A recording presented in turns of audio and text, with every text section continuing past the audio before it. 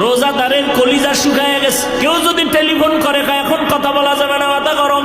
রোজাদার তো মাথা ধরে গেছে, পেটে ক্ষুধা, ফ্রিজের মধ্যে পানি, টান দিলে 3 লিটার নাই।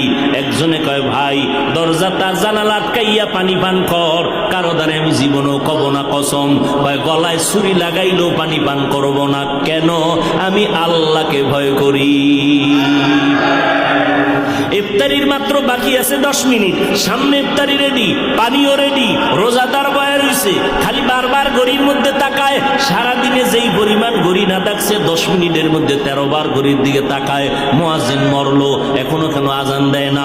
মাইকে কেন আওয়াজ দেয় না? ঠিক নেই, মাথা গরম, এখনো টাইম হয় নাই। কততে তাড়াতাড়ি ক্যালেন্ডার দেখ। আল্লাহ কয় ফেরেশতা তাকায় দেখ, মাত্র 10 মিনিট বাকি। পেটের মধ্যে প্রচন্ড ক্ষুধা, পানির পিপাসা, সামনেও খানা রেডি, পানিও রেডি, এরপরও কেন পান করে না, খায় না, ক্ষুধাও আছে। আল্লাহ কয় ফেরেশতারা জানুনি? কয় জানি না।